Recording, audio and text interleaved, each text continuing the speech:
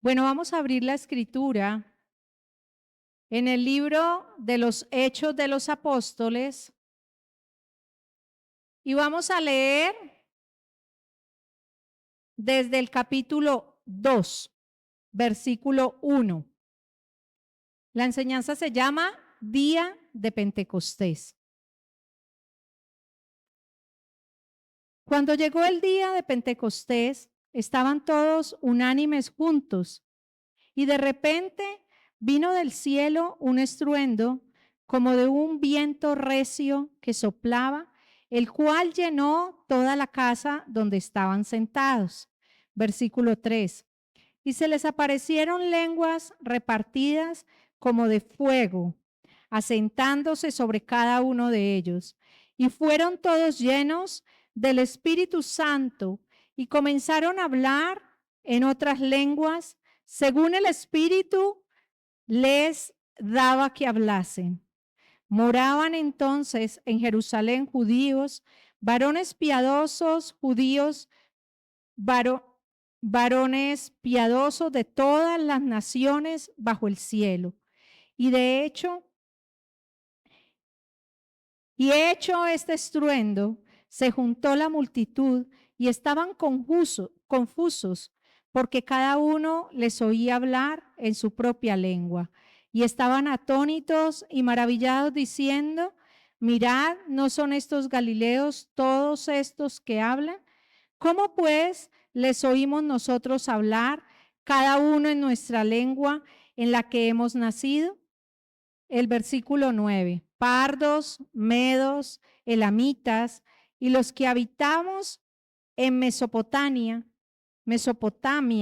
en Judea, en Capadocia, en el Ponto y en Asia, en Frigia, Panfilia, en Egipto y en las regiones de África más allá de Cirene, y romanos aquí residentes, tanto judíos como prosélitos, cretenses, árabes, les oímos hablar en nuestra lengua las maravillas de Dios.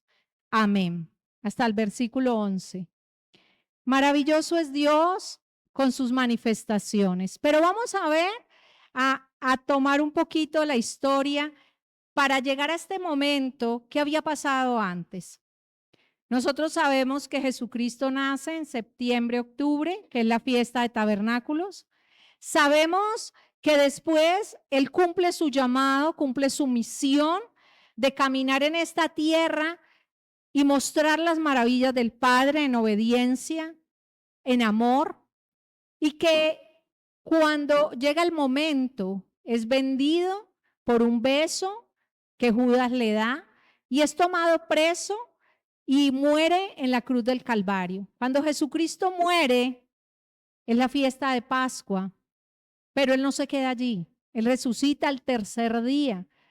Y luego, en el libro de los Hechos, capítulo 1, leímos ahorita Hechos 2, en el capítulo 1 del mismo libro de los Hechos, cuenta la historia bíblica que Él es llevado al cielo, que los discípulos lo ven, pero que Él les dice que no se preocupen. Él estuvo con ellos 40 días con pruebas indubitables, que no podían dudar de la grandeza de Dios, de que Él había resucitado, de que Él no se había quedado en el sepulcro. Pero Él les da una nueva noticia a los discípulos y les dice: yo subo al cielo y voy a hablar con el Padre para que el Padre les envíe al Espíritu Santo de verdad. Eso lo encuentran en el capítulo 1 del libro de los Hechos. Luego, en ese mismo libro de los Hechos, escogen al que fue a reemplazar a Judas. Recordemos que Judas se ahorcó cuando vendió a nuestro Señor. Él se ahorcó, devolvió las monedas y se ahorcó. Entonces, tiran las suertes y la suerte cae sobre Matías. Entonces Matías entra a formar parte de los 12 discípulos. Ellos, en obediencia al Padre, por la instrucción dada por Jesucristo, ellos van a un aposento alto y a los 50 días reciben la presencia del Espíritu Santo en sus vidas, y esa es la fiesta que vamos a celebrar el sábado, la fiesta de Pentecostés. Pero esta fiesta tiene su origen, bueno, ahí les decía ahorita que Pentecostés es porque son 50 días después de Pascua, ¿sí? Por eso se llama Pentecostés. Conmemora el momento en que el Espíritu Santo vino sobre los discípulos y sobre otros que estaban allí con ellos reunidos. O sea, ahora leímos que había mucha gente, ¿sí? A la cual se le manifestó el Espíritu. Y todos se maravillaban porque decía, ¿estos cómo van a saber nuestro idioma? Y fue la manifestación del Espíritu Santo en ese momento. Estaban en Jerusalén. Allí estaban celebrando la fiesta de las semanas. Cuando ustedes van al Antiguo Testamento, en el libro de Levítico, que habla de las fiestas, en el libro de Deuteronomio 16:16, dice, 3 veces te presentarás delante de tu Padre, el día que Dios escogiere para hacer habitar allí su nombre. Y dice, te presentarás en la fiesta de Pascua, Deuteronomio 16:16. Te presentarás en la fiesta de las semanas. O sea, en ese entonces se llamaba de las semanas. ¿Y por qué se llamaba de las semanas? Porque era la fiesta de la cosecha del trigo y también celebraban la entrega de las leyes de Dios en el monte de Sinaí. Cuando Dios le entrega a Moisés, ellos llegan, pasan el desierto, de acuerdo que fueron liberados por Moisés y fueron llevados por el desierto. Iban a ser 40 días que se convirtieron en 40 años. ¿Por qué? Por la dureza de su corazón. Entonces, ¿qué pasa? Dios, cuando ellos llegan al monte de Sinaí, Dios llama a Moisés y le entrega los 10 mandamientos. Moisés baja y ellos han hecho un becerro, ellos han hecho una adoración y Moisés rompe las tablas. El Señor vuelve y lo llama, ven acá, vuelve y sube al monte y ya no se las dicta Moisés, ya las escribe Dios con su dedo. ¿Para qué? Para que Moisés tuviera temor y temblor frente a ese libro sagrado. Vamos a leer los 10 mandamientos. Los encontramos en Éxodo 20. En el devocional que hoy les mandé, los voy a leer ahí. Los 10 mandamientos sagrados son las instrucciones de Dios sobre cómo debemos vivir. ¿Quién?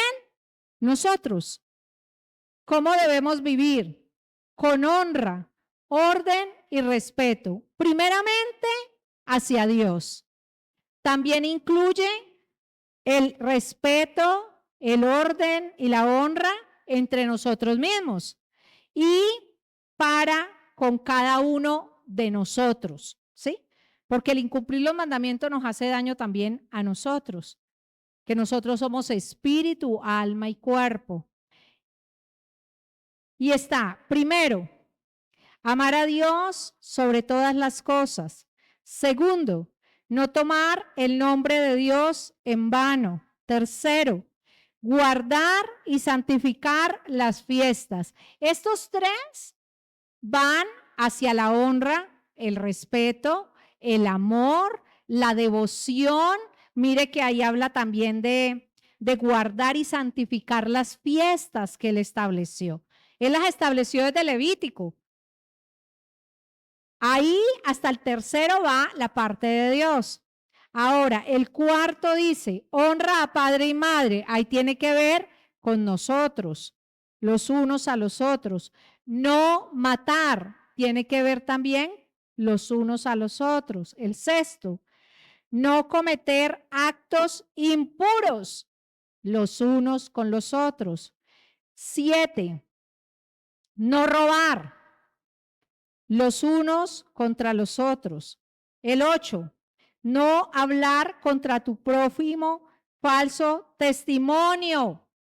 Todos esos que les acabo de nombrar tienen que ver con la convivencia, el respeto mutuo entre nosotros y forman parte de honrar a Dios, ¿sí? Ahora, con nosotros mismos, no mentir. La escritura dice que el padre de la mentira es ¿quién? El diablo. Por eso es tan delicado. No hay mentiras piadosas. No hay mentiritas chiquitas. No. Hay mentira. Y la mentira es mentira. De cualquier ángulo que la veamos. Un cuento a medias se llama engaño. Y el engaño es un hijo de la mentira. Porque a veces también contamos algo a medias para que la persona suponga lo que nosotros queremos que suponga. Y eso nos hace daño a nosotros mismos. Amén. Y el 10 dice, no codiciarás los bienes ajenos. Nosotros debemos ser agradecidos con lo que tenemos cada uno de nosotros. Agradecidos con este cuerpito que nos lo dio Dios, con esta naricita, con estos ojitos, con estas manitos, con todo lo que Dios nos ha dado. Y aún las cosas materiales, la familia, la iglesia, todas las cosas que nos rodeen, debemos estar agradecidos. Dice el libro de Tesalonicenses, orando en todo tiempo, con oración de gracias. O sea, nosotros debemos darle gracias a Dios. ¿Que hay cosas muy duras? Sí. ¿Que pueden sacudirnos? También. Pero ahorita en la alabanza decíamos que la palabra es fuerza. La palabra nos redime, la palabra nos levanta, la palabra nos fortalece. Y la palabra fue inspirada ¿por quién? Por Dios Padre. Ahí les escribía que ahora están escritas en nuestra conciencia. Dice el libro de los Salmos que Dios habla en las noches a nuestra conciencia.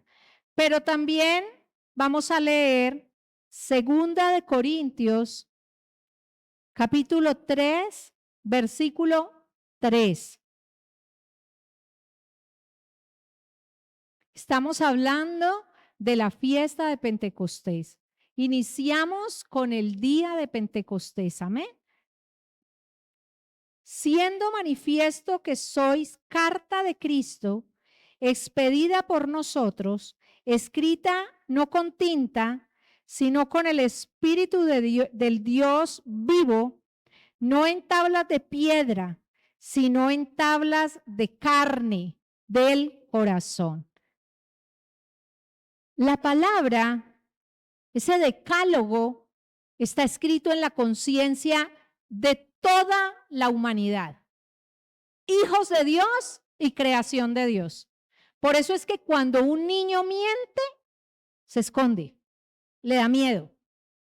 Cuando usted coge algo que no es suyo, así, cuando nosotros no conocíamos de la palabra, nosotros éramos reargüidos por esa palabra, porque está escrita con la mano de Dios en nuestros corazones. Ahora, cuando recibimos a Jesucristo como nuestro Señor y Salvador, cuando nos consagramos para adorarlo, para servirle, disponemos nuestro ser para que Él se siga vaciando en nosotros, ya el Espíritu Santo fluye y la palabra es revelada. Entonces ya usted toma aún mayor conciencia de lo delicado que es robar.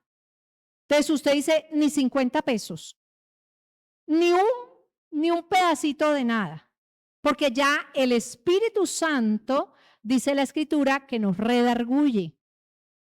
El Espíritu de verdad, ¿sí? Que es dado a todos aquellos que han recibido a Jesucristo como su Señor y Salvador. Y también está escrito en la palabra. Y aquí dice, siendo manifiesto que sois cartas de Cristo. O sea, la gente te ve, la gente te escucha, la gente ve lo que haces, ve lo que dices si va de acuerdo con lo que haces. Cuando digo una cosa, pero hago lo contrario a lo que estoy diciendo, confundo. ¿Sí? Y la gente se confunde. Yo recuerdo en una ocasión, alguien contaba un testimonio y decía que estaba hablando con una persona y que le dijo una mentira. Y la persona le dijo, venga, y luego los cristianos pueden mentir. Tremendo, ¿cierto? Y entonces que esa persona le dijo, ay no, perdón, perdón, no, yo mentí. No, la verdad es esta. Pero mire que Dios, cuando dice que Él va delante de nosotros mostrándonos el camino en que debe andar, hasta las piedras hablan para mostrarle a uno, venga, pero usted sí puede hacer eso. A ustedes le deben, a mí me han preguntado. A mí me preguntaron en un lugar donde yo estaba, me dijeron, venga, pero si el 7 de diciembre se prenden las velas a la Virgen, ¿usted las prende? Yo dije, no. Yo prendo velas cuando se va la energía. O prendo una vela cuando quiero manifestarle algo, olor grato a Dios. Pero el énfasis de las velitas de diciembre, yo no lo hago por convicción. Pero hay personas que lo hacen y dicen, no, pues porque es bonito. Cada uno. Dice la escritura que se va revelando la palabra progresivamente. ¿Sí? Entonces, dice el apóstol Pablo, que nadie nos juzgue, ni por comida, ni por bebida, ni por las fiestas, ni por el día de reposo, ni por nada. ¿Por qué? Porque es que cada uno de nosotros actuamos según lo que hemos recibido, ¿sí? A mí me hacían esa pregunta porque 3 personas más que estaban ahí conmigo sí hacen eso. Entonces, ay, pero ella no va pues a esta iglesia, ella no va a esta iglesia. Le dije, sí, pero eso es cada persona. Yo no lo hago por convicción mía, no lo hago. Pero la persona que lo hace, ellas lo hacen, ellas sabrán por qué lo están haciendo, ¿cierto? Hay gente que dice, no, es que a mí me parece lindo. Ah, bueno, lo hace por lindo. ¿Ya? Cuando dice la escritura que somos carta de Cristo, expedida. O sea, ¿quién nos ve? Primeramente Dios, que conoce nuestro corazón. Y las personas que están más cerca de nosotros son las que empiezan a darse cuenta sobre qué cosas necesito tener cambios, ¿sí? Y a veces, en ocasiones, el Espíritu Santo te revela a través de esa persona, te muestra a través de esa persona, o te muestra a través de la escritura, o te muestra a través de tu conciencia, de tu mente. Lo que hay que estar es apercibidos, amén. De eso se trata la fiesta de Pentecostés, de honrar esa presencia divina y hermosa que habita en nosotros para que no se contriste dentro de nosotros. Dice que no fue escrita con tinta.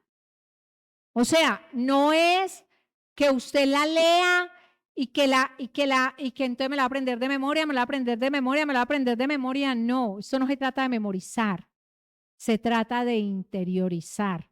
Y el único que revela la palabra es el Espíritu Santo de Dios.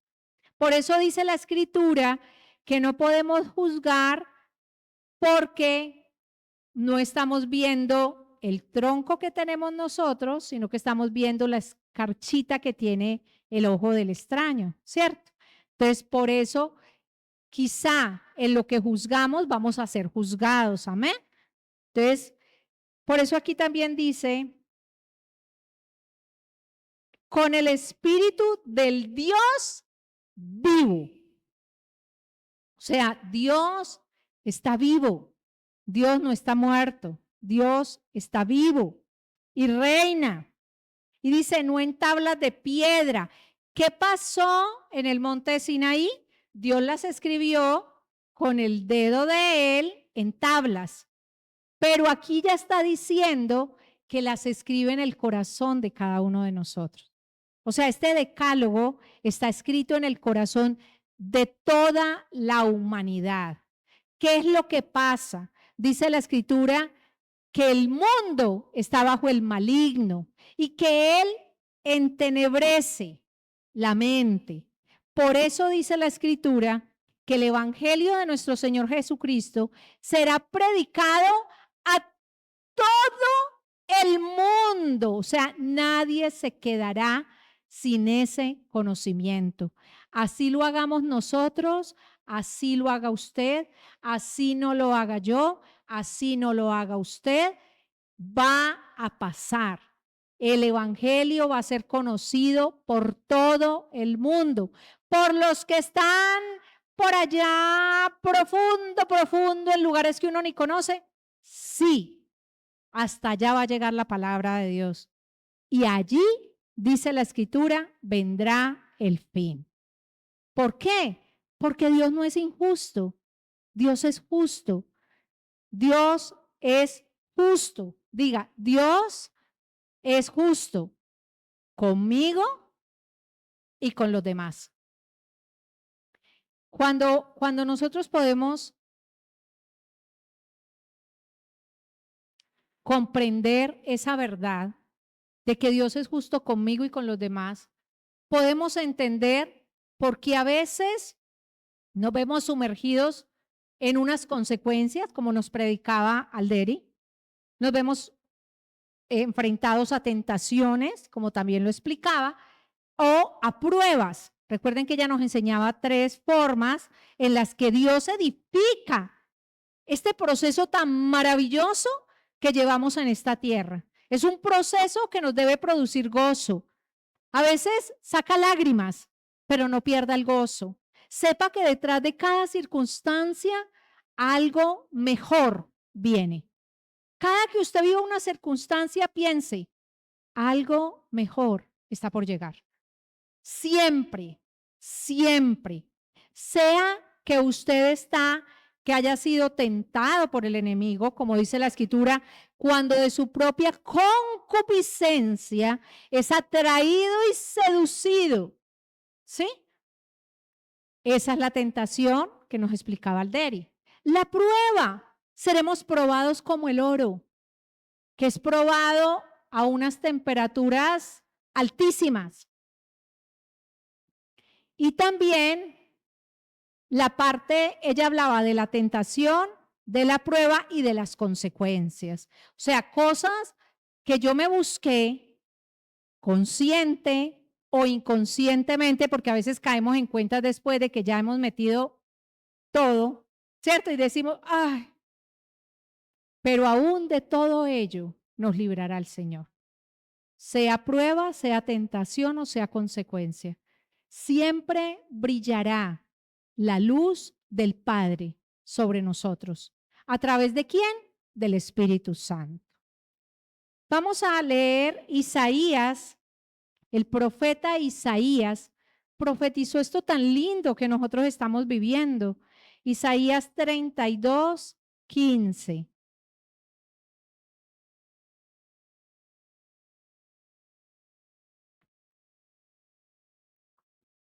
Isaías 32, 15.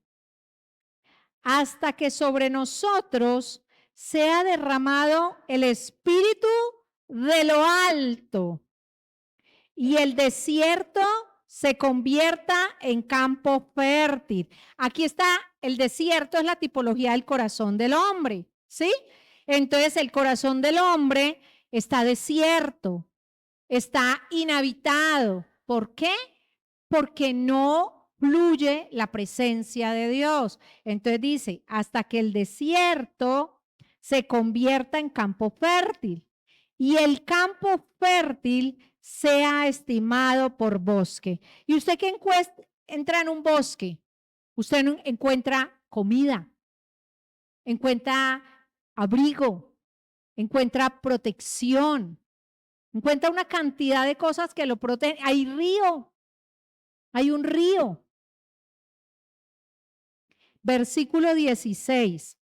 Y habitará el juicio, o sea, el Espíritu de lo alto hará que nosotros seamos tierra fértil. Pero el 16 dice, y habitará el juicio en el desierto.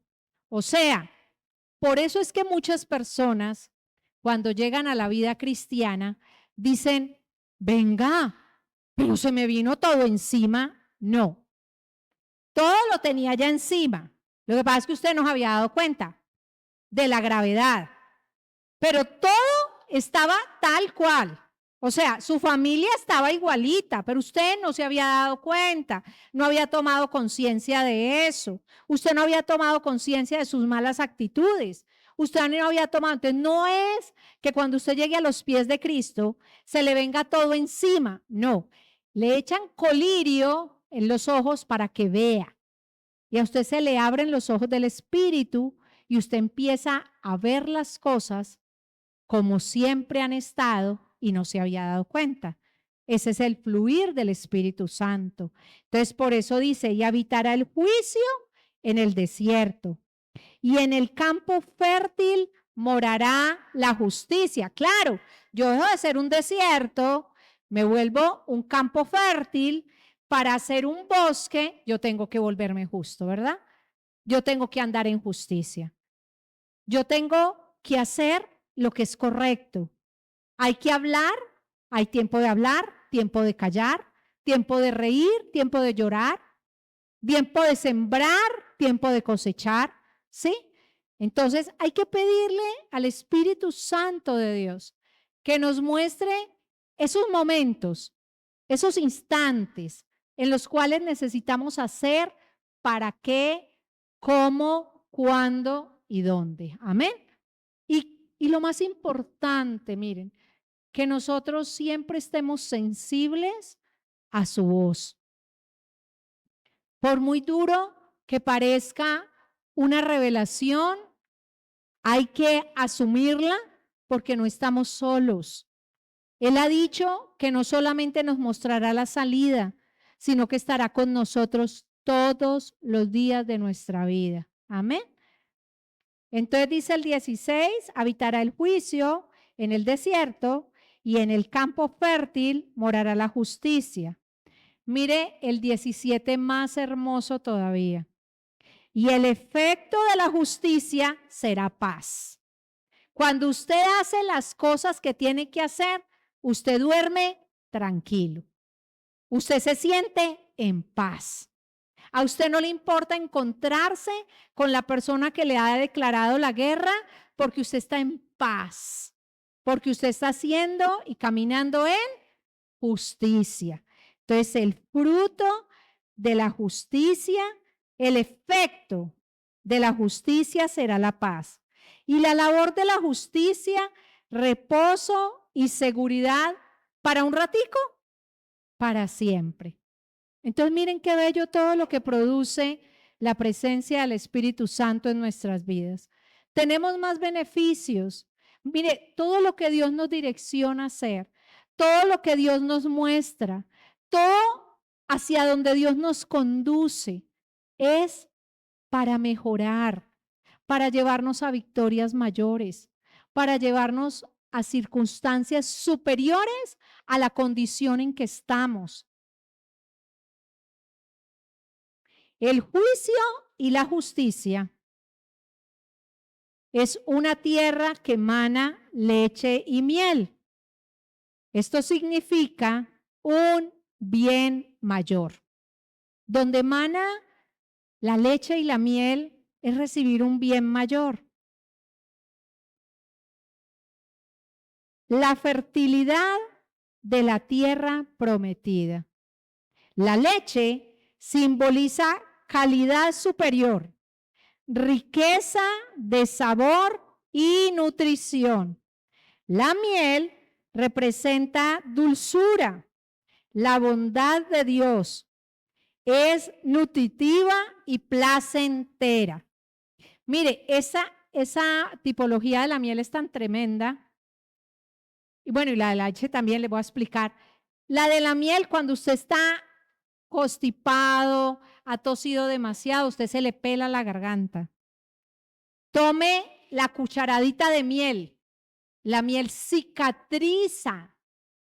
Imagínese tan bello el efecto de la miel. Es un efecto natural, pero en la palabra dice que representa la dulzura de Dios, la bondad. O dígame, si a usted le está ardiendo la garganta y se toma una cucharadita de miel, usted siente un alivio muy grande, ¿cierto? Así quiere Dios que sintamos su presencia. La leche es para los niños, para los bebés, pero ¿para qué? Para que tengan un buen desarrollo, para que ellos puedan desarrollarse como es debido. Y está comprobado por los pediatras que la leche materna en los primeros, digamos, las primeras etapas de crecimiento de los bebés es lo mejor que puede recibir un niño, es lo mejor que puede recibir un bebé. ¿Pero por qué? Porque afirma ese proceso de desarrollo. Y esa es la tipología de la fiesta de Pentecostés. Por eso en la fiesta venimos vestidos de blanco, ¿sí? Y vamos a pasar, yo igual desde ayer empecé a escribirles cosas de la fiesta de Pentecostés y lo voy a seguir haciendo. Voy a hacerlo por la mañana y por la tarde, por la mañana y por la tarde. ¿Para qué? Para que la gente tome conciencia de la importancia de celebrar esta fiesta. Todas son importantes, pero todas tienen un énfasis maravilloso y perfecto de Dios. Entonces vamos a venir vestidos de blanco y vamos a traer cosas, no sé, con leche, con miel, ¿sí? Cada uno como proponga en su corazón. ¿Por qué traemos? Porque ahí leímos en los 10 mandamientos que es honrar a Dios, honrar al prójimo y honrarme yo. O sea, comer algo bien rico, compartirle a otra persona y honrar y festejar ese maravilloso énfasis que nos dio Dios con la fiesta de Pentecostés. Vamos a abrir la escritura. Pero primero les cuento, vean.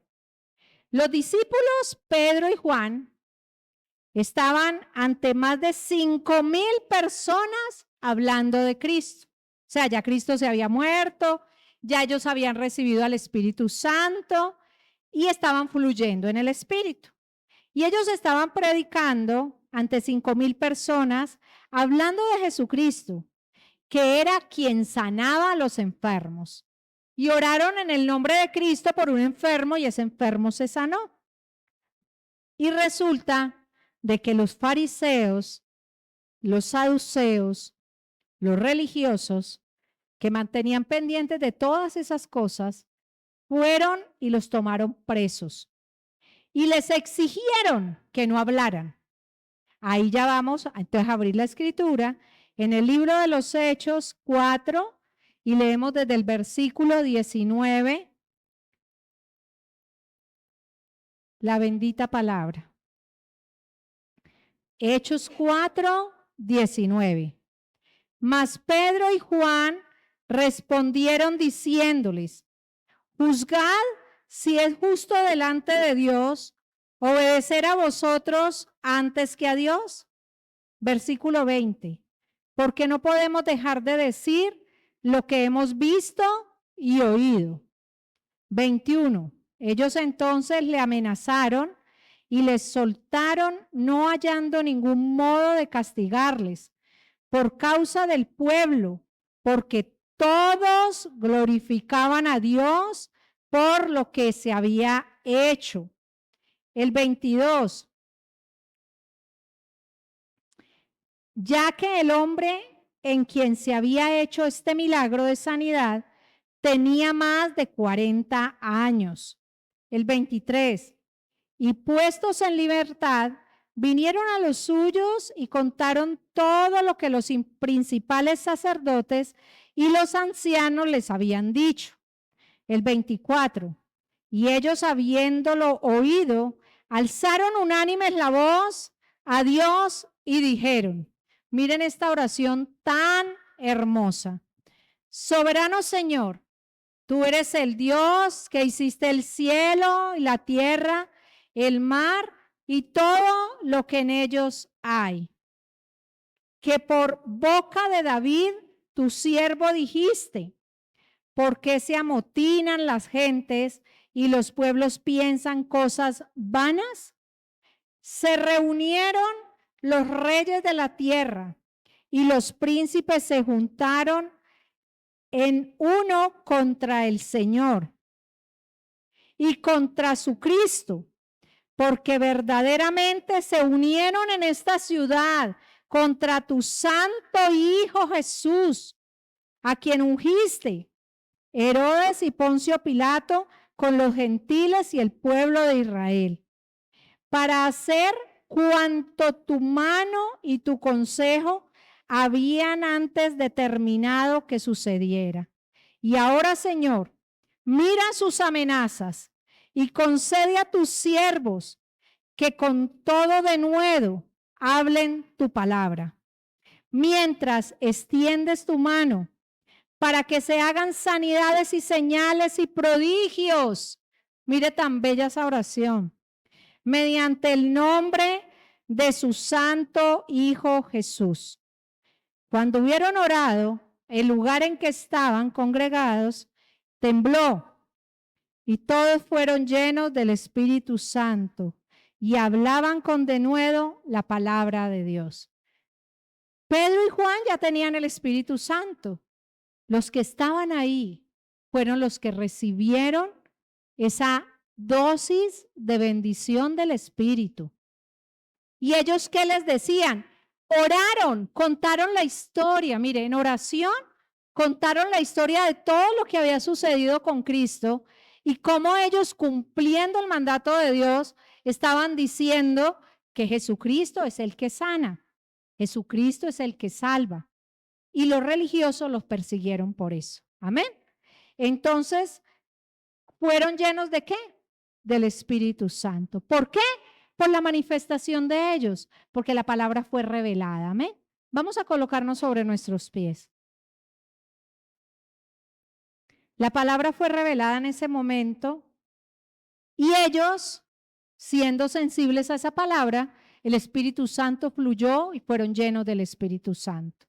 Los que no tenían el Espíritu Santo, porque ya les dije, Juan y Pedro lo tenían. Padre maravilloso, Dios de eterna bondad, misericordia, te damos gracias, oh Señor. Gracias porque cuando tu palabra es entregada, ocurre en nuestro interior, Señor, algo maravilloso, y es una convicción de juicio y de justicia. Señor, nosotros queremos orar en esta hora, en la unidad de tu Santo Espíritu, para que el juicio y la justicia que trae tu palabra se revele a cada una de nuestras vidas, Dios. Oramos para que en el nombre poderoso de Jesucristo seamos edificados, oh Padre, seamos llenos del poder de tu presencia, seamos testigos vivos de que tú eres real. Espíritu Santo, llena nuestras vidas, fluye a través de cada uno de nosotros con ese soplo maravilloso de tu presencia, ese soplo de vida, ese soplo que sana, ese soplo que restaura, ese soplo que levanta, ese soplo que exhorta, consuela y edifica. A ti te damos toda la gloria, oh Señor, en el nombre poderoso de Jesucristo. Amén y amén.